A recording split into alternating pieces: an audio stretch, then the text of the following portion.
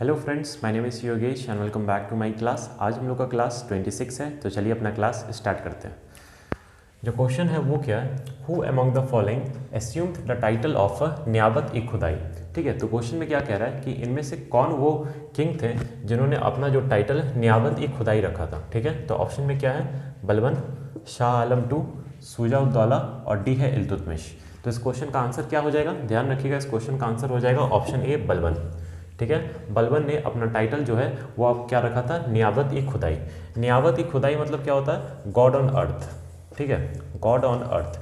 तो जो आपके ये किंग थे बलबन, ठीक है, इनका ये मानना था कि जो किंग होते हैं वो ऐसा गॉड ट्रीट होने चाहिए बाय पब्लिक। ठीक है, तो इनका क्या मानना था कि जो किंग होते बलबन, ठीक है, अपने आप को ये कह रहे थे कि जो किंग है वो ऐसा गॉड, ठीक है, ऐसा भगवान मानना चाहिए पब्लिक को। ठीक है, इनका ये कहना था, इसलिए इन्होंने ये अपना टाइटल क्या रखा था, नियाबत ई खुदाई। ठीक है, तो कौन थे वो, हो जाएंगे आपके बलबन। ध्यान रखिएगा, इंपॉर्टेंट है। बलबन का अगर पूछ ले कि पूरा नाम क्या है, तो ध्यान रखिएगा इसका पूरा नाम क्या है बलबन का, घियासुद्दीन बलबन। घियासुद्दीन बलबन। ठीक है, तो बलबन का पूरा क्या नाम हो गया, घियासुद्दीन बलबन।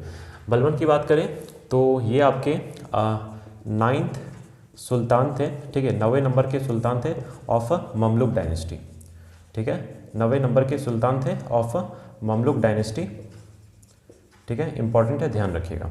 ठीक है, बलबन जो थे ये आपके स्लेव थे। ठीक है, ये आपके स्लेव थे, किनके स्लेव थे, इल्तुतमिश के स्लेव थे। इंपॉर्टेंट है, ध्यान रखिएगा, बलबन किनके स्लेव थे, इल्तुतमिश के स्लेव थे।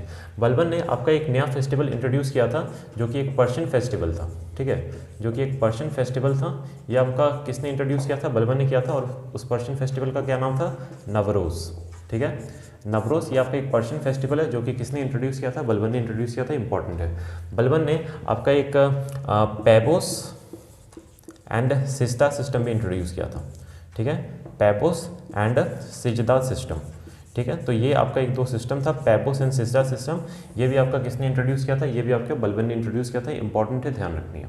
ठीक है, तो इतनी बात आपको बलबन से रिलेटेड पता होना चाहिए। बात कर लेते हैं शाह आलम टू के बारे में। हाँ, एक और बात ध्यान रखिएगा बलबन के बारे में कि इन्होंने blood and iron policy follow करी थी। ठीक है, बलबन ने blood and iron policy follow करी थी। ठीक है, इंपॉर्टेंट है, ध्यान रखिएगा। और एक और बात ध्यान रखिएगा कि बलबन ने जब ये राजा बने थे बलबन, तो इन्होंने एक ग्रुप था 40वां ग्रुप। ठीक है, 40 नोवेल्स का ग्रुप था जिसे हम लोग चहलगानी के नाम से जानते थे। ठीक है, जिसे हम लोग चहलगानी के नाम से जानते थे, 40 नोवेल्स का ग्रुप था। और ये जो थे ये आपका किसने बनाया था, 40वां ग्रुप, तो ये आपका इल्तुतमिश ने बनाया था। ठीक है, ध्यान रखिएगा, इंपॉर्टेंट है। तो 40वां ग्रुप था जिसे हम लोग चहलगानी के नाम से जानते थे, ये आपका किसने बनाया था, इल्तुतमिश ने बनाया था। और ये ग्रुप था, मतलब कि इनका काम क्या था कि जो अगला राजा बनेगा वो ये 40 नोवेल्स डिसाइड करेंगे। ठीक है, तो ये इंपॉर्टेंट है, ध्यान रखिएगा। और इस ग्रुप को, जो 40वां ग्रुप जो कि इल्तुतमिश ने बनाया था, इस ग्रुप को किसने ख़त्म कर दिया था, तो वो थे बलबन।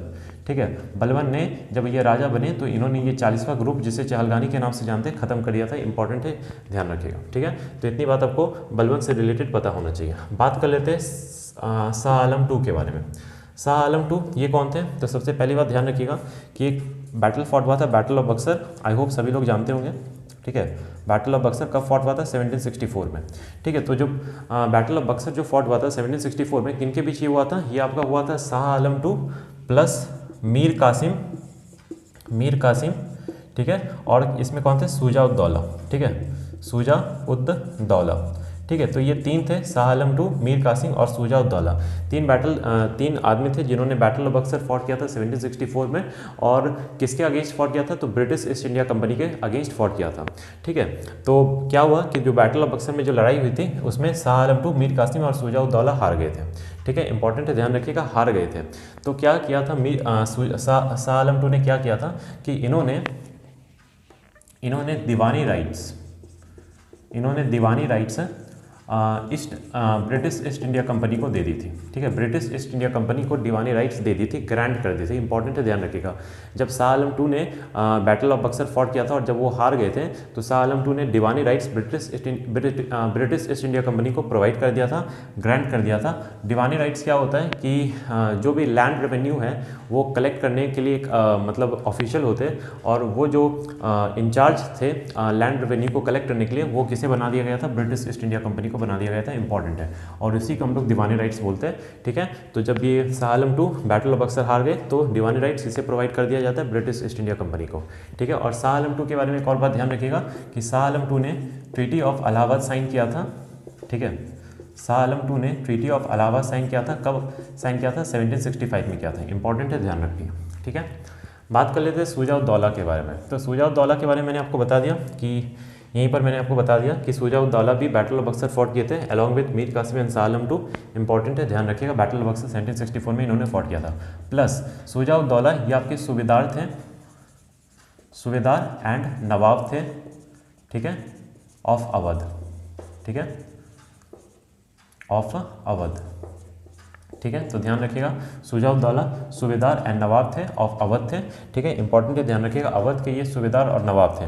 ठीक है, और यहाँ पर बैटल ऑफ बक्सर इन्होंने फॉट किया था Shuja ud Daula along with Mir Qasim and Shah Alam 2। ठीक है, तो इतनी बातें आप लोग लिख लीजिए, उसके बाद फिर हम लोग इल्तुतमिश की तरफ देखते हैं। ठीक है, तो तब तक आप लोग इसका स्क्रीनशॉट लीजिए, उसके बाद फिर हम लोग आगे बढ़ते हैं।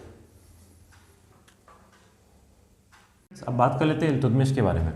इल्तुतमिश को हम लोग स्लेव ऑफ स्लेव के नाम से जानते हैं। ठीक है, इल्तुतमिश को हम लोग स्लेव ऑफ स्लेव के नाम से जानते हैं। ऐसा क्यों?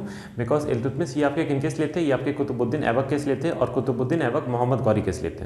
ठीक है, तो स्लेव ऑफ स्लेव का सिलसिला चलते आया, मोहम्मद गौरी के स्लेव हो गए कुतुबुद्दीन ऐबक, और कुतुबुद्दीन ऐबक के स्लेव हो गए इल्तुतमिश, इसलिए हम लोग इल्तुतमिश को स्लेव ऑफ स्लेव के नाम से जानते हैं। ठीक है, दूसरी बात, इल्तुतमिश को हम लोग रियल फाउंडर ऑफ दिल्ली सल्तनत के भी नाम से जानते हैं। ठीक है, इल्तुतमिश को हम लोग रियल फाउंडर ऑफ दिल्ली सल्तनत के भी नाम से जानते हैं। क्यों?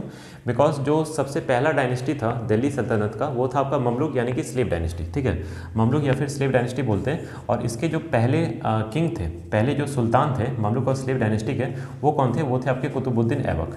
ठीक है, तो कुतुबुद्दीन ऐबक ये आपके पहले सुल्तान थे स्लेव डायनेस्टी के, लेकिन इन्होंने जो अपना कैपिटल रखा था वो रखा था इन्होंने लाहौर। ठीक है, इन्होंने अपना कैपिटल लाहौर रखा था, लेकिन जब बाद में इल्तुतमिश आए तो इन्होंने अपना जो कैपिटल लाहौर से दिल्ली शिफ्ट कर दिया। ठीक है, दिल्ली शिफ्ट कर दिया, और उनके बाद जो भी रूलर आए उनके बाद जो भी कैपिटल अपना रखे वो दिल्ली रखे। ठीक है, तो इसलिए दिल्ली सल्तनत चलते आया, इसलिए इन्हें हम लोग इल्तुतमिश को रियल फाउंडर ऑफ दिल्ली सल्तनत के नाम से जानते हैं। इंपॉर्टेंट है, ध्यान रखिएगा। ठीक है, इल्तुतमिश ने आपका एक इक्ता सिस्टम इंट्रोड्यूस किया था। ठीक है, इल्तुतमिश ने आपका एक इक्ता सिस्टम इंट्रोड्यूस किया था।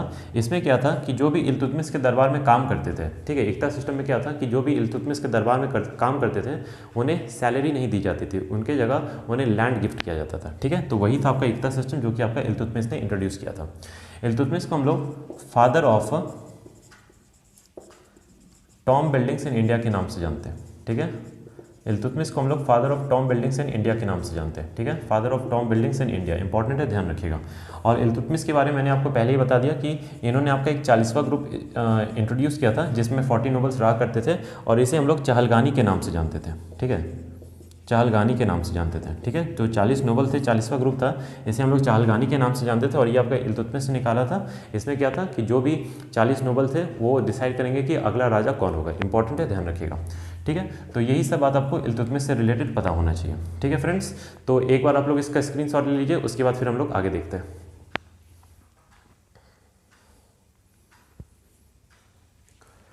ठीक है फ्रेंड्स, तो क्वेश्चन क्या है? Who among the following assume the title of नियावती खुदाई? That is option A Balban.